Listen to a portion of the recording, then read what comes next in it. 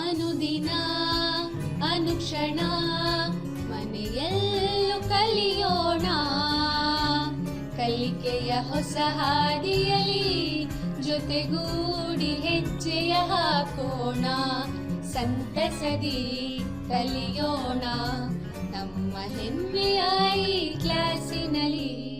Yes, sir. Yes, teacher. Present, ma'am.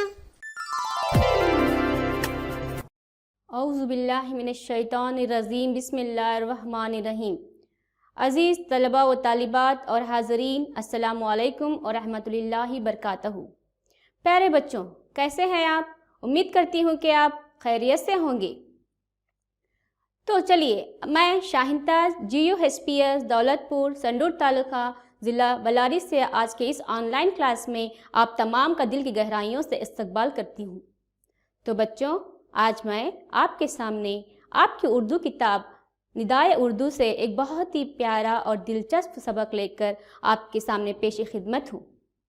चलिए बच्चों, इससे पहले कि हम सबक की ओर बढ़ें, मेरी आपसे चंद हिदायत है कि आप तमाम अपने साथ अपनी उर्दू किताब, बयास और क़लम लेकर मेरे साथ बैठ जाइए, ताकि यहाँ पर की जाने वाली तमाम सरगर्मियों को आप अपने बयाज़ों में दर्ज कर सके। चलिए, तो आज सबसे पहले मैं आपसे चंद सवालात करूँगी। तो बताइए बच्चों, हमारा मुल्क कौन सा है? हाँ, सोचिए, बहुत आसान है। हमारा मुल्क हिंदुस्तान है। हमारा मुल्क कब आज़ाद हुआ? हमारा मुल्क 15 अगस्त 1947 को आज़ाद हुआ। पता है ना आपको? इसी दिन हम यौम आज़ादी के तौर पर मनाते हैं। 15 अगस्त के दिन हम यौम आज़ादी के तौर पर जश्न मनाते हैं, क्योंकि हमें इस दिन क्या हासिल हुई बच्चों? हमें आज़ादी हासिल हुई। तो बच्चों, आज़ादी मिलने से पहले हमारे मुल्क पर किसकी हुकूमत थी? सोचिए। हाँ, अंग्रेज़ों की हुकूमत थी। हमें आज़ादी मिलने से पहले हमारे हिंदुस्तान पर अंग्रेज़ हुकूमत करते थे। क्या बच्चों बताइए, क्या हमें आज़ादी ऐसे ही हासिल हुई? जी नहीं, हमें आज़ादी मिलने के पीछे बहुत सारे तकलीफ़ों का हमें सामना करना पड़ा। बहुत सारे कौमी, समाजी, सियासी रहनुमाओं ने अपने जान और माल को कुर्बान कर दिए, बहुत सारी तकलीफ़ों को सहे, जब जाकर हमें आज़ादी हासिल हुई। तो बच्चों बताइए, हिंदुस्तान की जद्दोजहद आज़ादी में हिस्सा लेने वाले चंद रहनुमाओं के नाम बताओ। हाँ, गांधी जी और बताइए। हाँ, गांधी जी, जवाहरलाल नेहरू, मौलाना अबुल कलाम आज़ाद, बाल गंगाधर तिलक वगैरह हैं नहीं? बहुत सारे रहनुमा हैं जिनकी काविशों, जिनकी मेहनतों के नतीजे में हमें क्या हासिल हुई बच्चों? हमें आज़ादी हासिल हुई। तो बच्चों देखिए, आपके स्क्रीन पर एक तस्वीर नज़र आ रही है ना?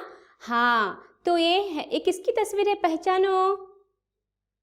जी बिल्कुल सही फरमाया आपने, ये टीपू सुल्तान हैं। तो आज हम आपके सबक से, इन्हीं के ताल्लुक़ से एक सबक हम आज की इस ऑनलाइन क्लास में पढ़ेंगे।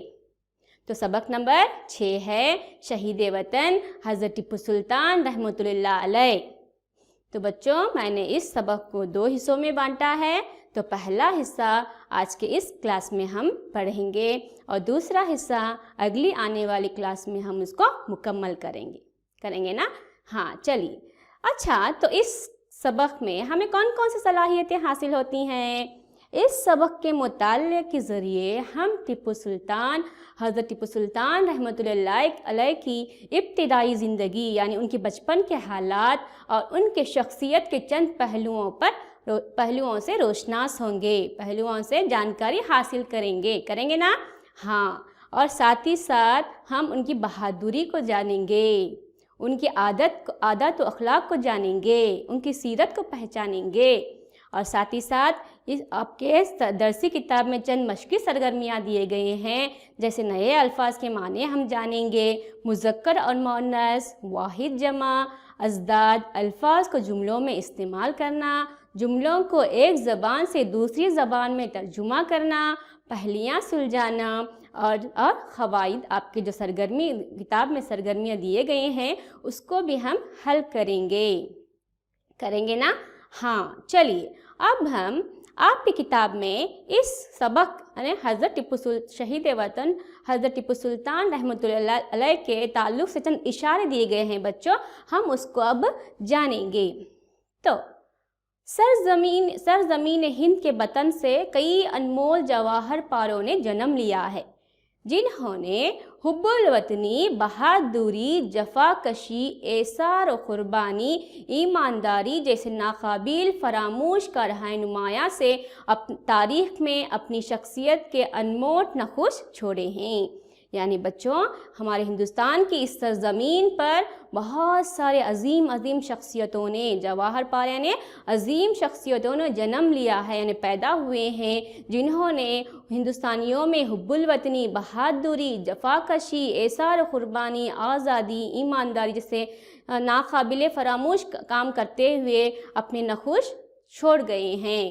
تو تاریخ شاہد ہے، یعنی تاریخ گواہ ہے کہ حضرت ٹیپو سلطان رحمۃ اللہ علیہ، حضرت ٹیپو سلطان شہید کا نام گرامی بھی ان قابل فخر سپوتوں میں سے سرفہرست آتا ہے، یعنی حضرت ٹیپو سلطان رحمۃ اللہ علیہ بھی اس فہرست میں آتے ہیں۔ آپ نے عالم انسانیت کو حریت، آزادی، جفاکشی، دور اندیزی، ایمانداری، بہادری، غیرت و حمیت و حوصلہ مندی اور حب الوطنی کا درس دیا، حب الوطنی کا سبق دیا۔ ہندوستان میں سندل، ریشم اور کافی کی پیداوار کا صحرا بھی آپ ہی کے سر جاتا ہے، یعنی ہندوستان میں سب سے پہلے سندل، ریشم اور کافی کی پیداوار کرنے والے کون ہیں بچوں؟ حضرت ٹیپو سلطان رحمۃ اللہ علیہ ہیں۔ تو جسے آپ راکٹ کہتے ہیں، میزائل کے ایجاد بھی کس نے کی سب سے پہلے؟ حضرت ٹیپو سلطان رحمۃ اللہ علیہ۔ انہیں سائنس میں بہت انٹرسٹ تھا، سائنس میں بہت دلچسپی تھی، نتیجہ یہ ہوا کہ انہوں نے ہی میزائل کی ایجاد کی۔ تو چلیے بچوں آج ہم انہی کے تعلق سے آپ کی کتاب میں جو سبق دیا گیا ہے حضرت شہید وطن حضرت ٹیپو سلطان رحمۃ اللہ علیہ کا سبق ہم آج کے اس کلاس میں پڑھیں گے۔ تو بچوں چلیے آپ تمام اب اپنی اپنی کتابیں کھولیے، میں اب یہاں پر سبق کو صحیح تلفظ، رموز و اوقاف کے ساتھ بلند خوانی کرتے جاؤں گی، اور آپ کو کیا کرنا ہے؟ آپ کو میرے ساتھ پڑھتے ہوئے اپنے اپنے کتابوں میں دیکھنا ہے۔ دیکھیں گے نا؟ ہاں، اس امید کے ساتھ کہ آپ ضرور میری ہدایتوں کو عمل کریں گے۔ چلیے آپ اپنے اپنے کتابیں کھولیے بچوں۔ ہاں، شہید وطن حضرت ٹیپو سلطان رحمۃ اللہ علیہ۔ حضرت ٹیپو سلطان رحمۃ اللہ علیہ کا نام فتح علی خان تھا۔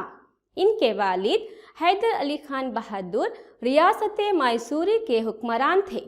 والدہ فاطمہ فخر النساء ایک نیک اور پارسا خاتون تھے۔ حضرت ٹیپو سلطان رحمۃ اللہ علیہ 1752 عیسوی کو دیون ہلّی ضلع بنگلورو میں پیدا ہوئے۔ ان کے آبا و اجداد کا تعلق مکہ کے ایک معزز خاندان قریش سے تھا۔ ابتدا ہی سے حضرت ٹیپو سلطان رحمۃ اللہ علیہ کی تعلیم و تربیت پر خاص توجہ دی گئی۔ بچپن ہی سے گھوڑ سواری، تیر اندازی وغیرہ کا شوق تھا۔ انہیں کنڑا، اردو، انگریزی، فرانسیسی اور فارسی زبانوں پر عبور حاصل تھا۔ اپنے والد نواب حیدر علی خان کی وفات کے بعد ٹیپو سلطان رحمۃ اللہ علیہ نے 26 دسمبر 1783 کو حکومت کی باغ ڈور سنبھالی۔ ٹیپو سلطان رحمۃ اللہ علیہ کا شمار دنیا کے بہادر حکمرانوں میں ہوتا ہے۔ وہ ایک کامل انسان تھے۔ طبیعت میں سادگی تھی، لباس سادہ اور شرعی تھا۔ انداز گفتگو انتہائی نرم اور شیرین تھا۔ دربار کی شان و شوکت تعظیم و تکریم اور اس قسم کی دوسری باتوں سے انہیں چڑ تھی۔ حضرت ٹیپو سلطان رحمۃ اللہ علیہ نہایتی محنتی، جفاکشی، زاہد، متقی و پرہیزگار اور نیک انسان تھے۔ روزانہ پابندی کے ساتھ باجماعت نماز ادا کرتے تھے۔ ظہر کی نماز کے بعد قرآن مجید کی تلاوت کیا کرتے تھے۔ حضرت ٹیپو سلطان رحمۃ اللہ علیہ کی سیرت کی ایک اور خوبی ان کی شرم و حیا تھی۔ شجاعت میں وہ بے مثال تھے، جنگوں میں خود حصہ لیتے تھے، شیر کا شکار انہیں بہت پسند تھا۔ تو بچوں آج کی کلاس میں ہم اتنا ہی پڑھیں گے، اگلی کلاس ہم اور پڑھیں گے۔ تو چلیے بچوں اس میں آنے والے نئے الفاظ و معنی کو ہم جانیں گے۔ تو الفاظ و معنی سلطان، سلطان کے معنی ہے بادشاہ۔ قریش عرب کا ایک مشہور اور عزت دار قبیلہ۔ سیرت، سیرت یعنی عادت، اخلاق۔ عابد، عابد یعنی عبادت کرنے والا۔ جفاکش یعنی جفاکش کے معنی ہے محنتی۔ متقی، متقی یعنی خدا ترس۔ زاہد، زاہد یعنی دنیا سے رغبت نہ رکھنے والا۔ شیرین، شیرین یعنی بہت میٹھا۔ تو آپ کی کتاب میں چند مرکب الفاظ دیے گئے ہیں، چلیے بچوں دیکھ لو۔ شان و شوکت، شان و شوکت یعنی راو، دبدبا، ٹھاٹ۔ تعظیم و تکریم، تعظیم تکریم یعنی عزت و احترام، عزت و احترام۔ شرم و حیا، شرم و حیا کے معنی ہیں غیرت اور لاج۔ تو بچوں یہ تھے الفاظ کے معنی جن کو ہم سمجھتے ہوئے سبق کو سمجھنے کی اب ہم کوشش کریں گے۔ چلیے، حضرت ٹیپو سلطان رحمۃ اللہ علیہ کا نام فتح علی خان تھا، یعنی ٹیپو سلطان کا بچپن میں کیا نام تھا بچوں؟ فتح علی خان۔ ان کا نام کیا تھا؟ فتح علی خان۔ ان کے والد نواب حیدر علی خان بہادر ریاست میسور کے حکمران تھے۔ دیکھو آپ کے اسکرین پر جو نظر آ رہی ہے تصویر، یہ ہیں نواب حیدر علی خان بہادر، یہ ہیں ٹیپو سلطان کے والد صاحب۔ کون تھے والد؟ نواب حیدر علی خان بہادر۔ تو یہ ریاست میسور کے حکمران تھے، ریاست میسور کے راجا تھے۔ والدہ فاطمہ فخر النساء ایک نیک اور پارسہ خاتون تھے۔ ان کے والدہ کون تھے بچوں؟ ان کے والدہ فاطمہ فخر النساء تھے، جو بہت ہی نیک، پاکیزہ اور پارسہ خاتون تھے۔ حضرت ٹیپو سلطان رحمۃ اللہ علیہ 1752 عیسوی کو دیونہلّی ضلع بنگلورو میں پیدا ہوئے۔ بچوں ٹیپو سلطان کی پیدائش کہاں ہوئی؟ دیونہلّی جو ضلع بنگلور میں آتا ہے، وہاں پر ان کی پیدائش ہوئی۔ کب ہوئی؟ 1752 عیسوی کو ہوئی۔ ان کے آبا و اجداد یعنی ان کے دادا پردادا، ان کے آبا و اجداد کیا ہیں؟ کا تعلق مکہ کے ایک معزز یعنی عزت دار خاندان قریش سے تھا۔ آپ کو میں یہ بتانا چاہتی ہوں، آپ بھی جانتے بھی ہیں کہ ہمارے حضور اقدس محمد صلی اللہ تعالیٰ علیہ وسلم بھی اسی خاندان سے یعنی خاندان قریش سے ہی تعلق رکھتے ہیں۔ یہ خاندان کیا ہے؟ بہت ہی معزز خاندان ہے۔ کون سا؟ قریش خاندان، خاندان قریش۔ تو حضرت ٹیپو سلطان رحمۃ اللہ علیہ بھی اسی خاندان سے تعلق رکھتے تھے۔ ابتدا یعنی بچپن ہی سے حضرت ٹیپو سلطان رحمۃ اللہ علیہ کی تعلیم و تربیت پر خاص توجہ دی گئی۔ بچپن ہی سے ان کو گھوڑ سواری یعنی گھوڑے پر سوار ہونا، تیر اندازی یعنی نشانہ بازی لگانا وغیرہ کا ان کو تلوار بازی میں بہت ان کو شوق تھا۔ انہیں ایک دو نہیں بلکہ مختلف زبانیں آتی تھیں۔ انہیں کنڑا، اردو، انگریزی، فرانسیسی اور فارسی زبان پر عبور حاصل تھا، یعنی انہیں وہ زبانیں آتے تھے۔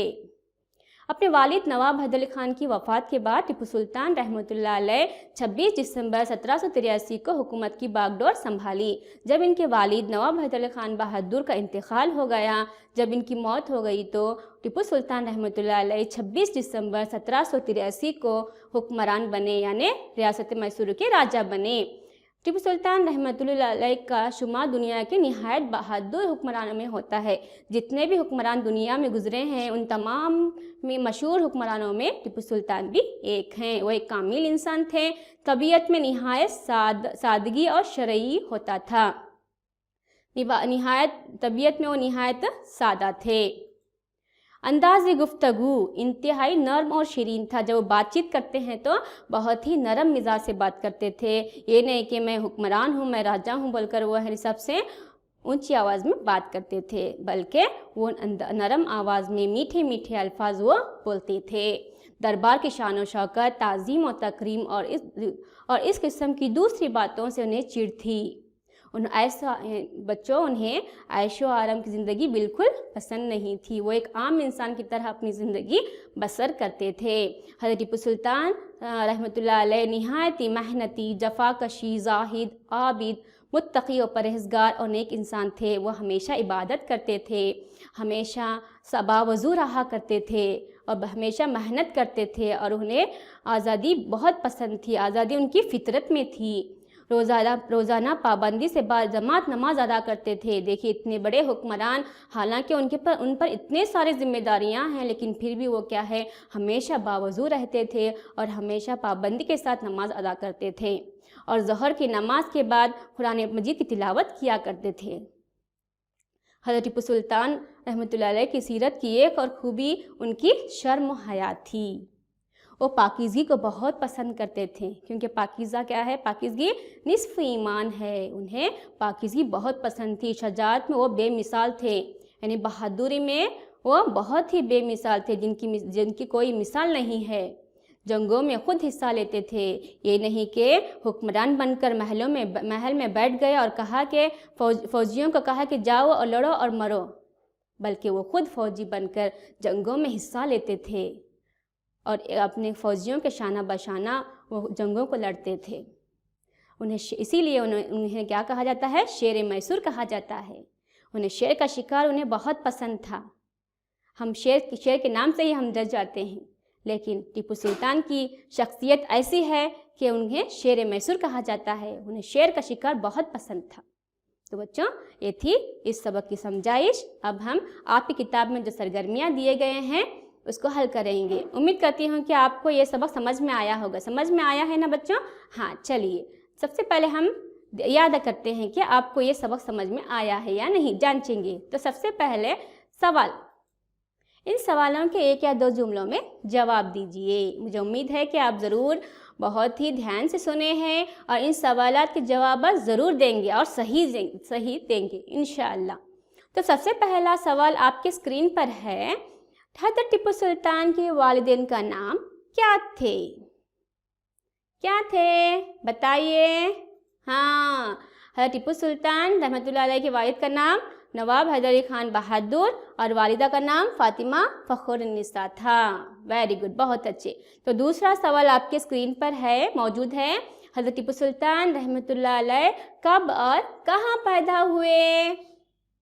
کب پیدا ہوئے اور کہاں پیدا ہوئے؟ میں نے ابھی بتایا آپ کو، بتائیے۔ ہاں، حضرت ٹیپو سلطان رحمۃ اللہ علیہ 1752 عیسوی کو ضلع بنگلورو کے دیونہلّی میں پیدا ہوئے۔ بہت اچھے۔ تیسرا سوال آپ کا یہ رہا، حضرت ٹیپو سلطان رحمۃ اللہ علیہ کو کن کن زبانوں پر عبور حاصل تھا؟ بتائیے۔ ہاں، بالکل صحیح فرمایا۔ حضرت ٹیپو سلطان رحمۃ اللہ علیہ کو کنڑا، عربی، انگریزی، فرانسیسی اور فارسی زبانوں پر عبور حاصل تھا۔ ویری گڈ، بہت اچھی، ماشاء اللہ۔ چوتھا سوال آپ کے اسکرین پر رہا، حضرت ٹیپو سلطان رحمۃ اللہ علیہ کو کس بات کا شوق تھا؟ بتائیے، سوچئے، کس بات کا شوق تھا انہیں؟ ہاں، بالکل صحیح جواب دیا آپ لوگوں نے۔ حضرت ٹیپو سلطان رحمۃ اللہ علیہ کو شیر کا شکار بہت پسند تھا۔ کس کا شکار؟ شیر کا شکار بہت پسند تھا۔ تو بچوں، یہ تھے سوال کے جوابات جو آپ نے بالکل صحیح دیے ہیں، بہت بہت مبارکباد ہو۔ اچھا، چلیے دوسری سرگرمی طرف بڑھتے ہیں، واحد جمع۔ تو آپ کے اسکرین پر اور آپ کی کتابوں میں بھی ہے، آپ چاہے تو دیکھ سکتے ہیں۔ یہاں کے الفاظ دیے گئے ہیں، آپ کو ان کے جمع بنانا ہے، سلطنت، شخص، وظیفہ، دلیل۔ تو ان کے جمع ہیں، سلطنت کا سلطنتیں، شخص کی جمع ہے اشخاص، وظیفہ کی جمع ہے وظائف، دلیل کی جمع ہے دلائل۔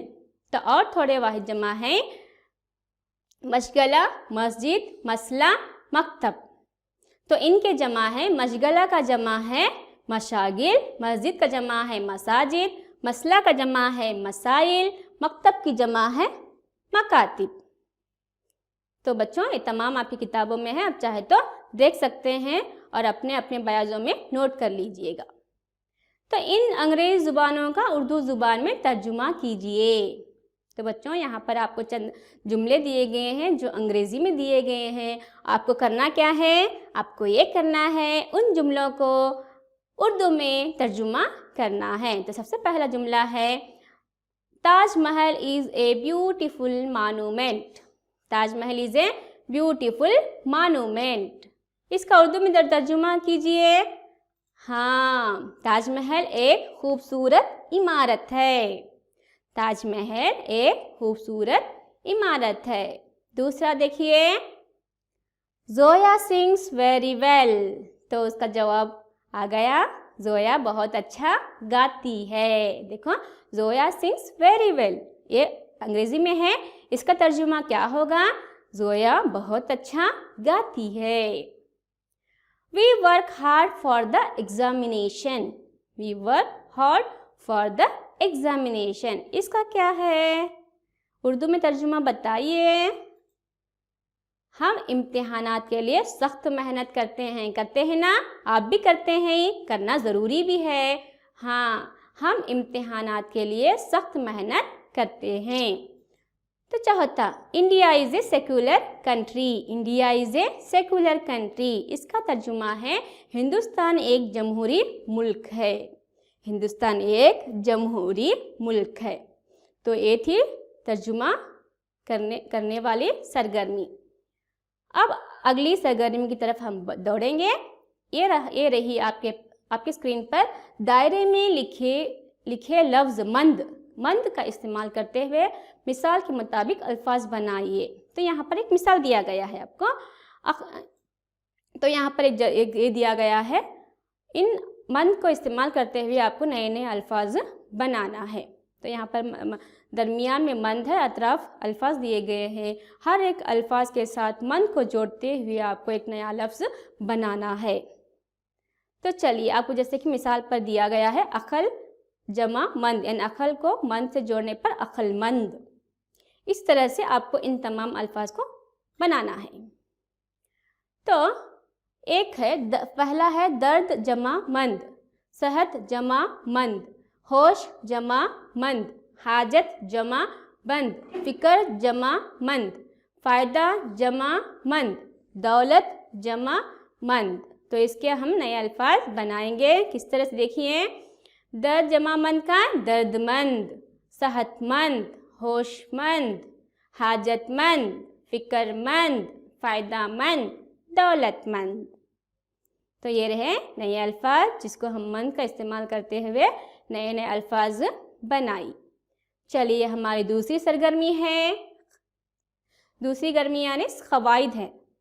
क़वाइद बहुत ही ज़रूरी है बच्चों, आपके लिए जानना क़वाइद बहुत ज़रूरी है। तो आज हम क़वाइद में जो आपकी किताब में दिया गया है, हरकत, हाँ, एराब, जिसको हम हरकत कहेंगे, उसको हम जानेंगे। किसी भी ज़ुबान की हुस्न, दिलकशी और ख़ूबसूरती का इन्हिसार उसकी अदायगी पर होता है, और अदायगी का इन्हिसार उसके अल्फाज में इस्तेमाल होने वाले आवाज़ों पर होता है। तो एराब यानी हरकत। तो एराब क्या है, बहुत ही ज़रूरी है। जिस आवाज़ के ज़रिए हुर्फ अदा किए जाते हैं और जिसके एक दूसरे से मिलाए जाते हैं, उसको हरकत कहते हैं। यानी जिस आवाज़ के ज़रिए हुरूफ को अदा किए जाते हैं, यानी हुरूफों पर जो निशानात लगाकर जो हम आवाज़ अदा करते हैं, उसको क्या कहते हैं, हरकत कहते हैं। जिसके एक दूसरे से मिलाए जाते हैं, इसको हरकत कहते हैं। इसके अलामत हैं ज़ेर, ज़बर, पेश, तशदीद वगैरह वगैरह हैं, जो बोलते और लिखते वक्त इनका ख्याल रखना बेहद ज़रूरी है, वरना मतलब क्या हो जाएगा, गलत हो जाएगा। तो चलिए बच्चों, सबसे पहले आज की क्लास में हम चंद एराब के बारे में पढ़ेंगे और बकिया एरब हम अगली जमात में पढ़ेंगे। तो सबसे आज हम ज़ेर ज़बर और पेश के ताल्लुक़ से पढ़ेंगे। तो सबसे पहले है ज़बर। आप पढ़े होंगे अरबी में ज़बर के मानी है ऊपर के, ज़बर के मानी है ऊपर के। इसकी अलामत आपके स्क्रीन पर दिया गया है, देखिए ये अलामत हुर्फ के ऊपर आती है। आप जो हुर्फ लिखते हैं हुर्फ के ऊपर आती है। कौन सी अलामत? ज़बर की अलामत, इसलिए इसको क्या कहते हैं? हम ज़बर कहते हैं। ज़बर के माने हैं ऊपर के। तो इससे हल्की सी अलीफ की आवाज़ आती है। कौन सी आवाज़ आती है बच्चों? अलीफ की आवाज़ आती है। मिसाल के तौर पर नर्म, नर्म, नून में न अलीफ की आवाज़ आई ना, हाँ, तो हल्की सी नर्म, नर्म, दर्द, दौलत, मंद। तो दूसरा है ज़ेर। ज़ेर के मानी है नीचे के। इसकी अलामत यहाँ पर दिया गया है, ये निशानी हुर्फ के नीचे आती है। इससे हुर्फ हल्की सी ई की आवाज़ आती है। जैसे इम्तिहान है, अलीफ के नीचे देखिए ज़ेर है, अलीफ को हम अ नहीं पढ़ रहे बल्कि ई पढ़ रहे, क्योंकि ज़ेर में ई की आवाज़ आती है। इम्तिहान, इम्कान, इम्कान, इंसान वगैरह। तो तीसरा है पेश। पेश के मानी है आगे या सामने के। इसकी अलामत इस तरह से होती है, ये हुर्फ के ऊपर लगाया जाता है और हल्की सी वाव की आवाज़ आती है। कौन सी आवाज़ आती है? वाव की आवाज़ आती है। जैसे उम्मीद, उमंग, उसूल, दुम। देखो उम्मीद को अलिफ और ऊ है तो वाव की आवाज़ आ रही है। उम्मीद, उमंग, उसूल और दुम वगैरह। तो ये था बच्चों आज का सबक। और आखिरी जो है वो है घर पर मश्क, घर पर काम। मुझे उम्मीद है कि आप ज़रूर करेंगे। तो सवाल है आपके स्क्रीन पर, हज़रत टिप्पू सुल्तान रहमतुल्लाह अलैह की इब्तिदाई ज़िंदगी के हालात पर मुख्तसरन नोट लिखिए। तो आपको आपकी किताब में दिया गया है मवाद, आपको क्या करना है? इस सवाल का जवाब लिखना है और लिखकर अपने उस्ताद या उस्तानी साहबा से जांच करवानी है। अगर कोई उसमें गलतियां हो गई हैं तो उनसे दुरुस्त कर लीजिए। तो बच्चों ये था हमारा सबक। मुझे उम्मीद है कि आपको समझ में आया होगा और आप घर पर मश्क ज़रूर करेंगे, घर का काम ज़रूर करेंगे। और बच्चों आपको वालिदैन का कहना मानना है और अपना अपना काम खुद करना है। छोटों से बड़ों से अदब से पेश आना है और अपने आसपास की सफाई का ख्याल रखना है, क्योंकि अगर आप आसपास सफाई रहे तो बीमारियां भी हमें नहीं आएंगे। तो आज आपने जो पढ़ा है उन सबक को बैठकर घर में फिर से एक बार सबक को पढ़िए और जो कुछ मैंने यहाँ पर बताया है उन तमाम चीज़ों को याद रखिए। और मुझे वक्त का तकाज़ा है बच्चों, हम फिर मिलेंगे। मुझे उम्मीद है कि आप ज़रूर मेहनत करके मुस्तकबिल में ज़रूर एक अच्छे इंसान बनेंगे। जब तक खुदा हाफिज़।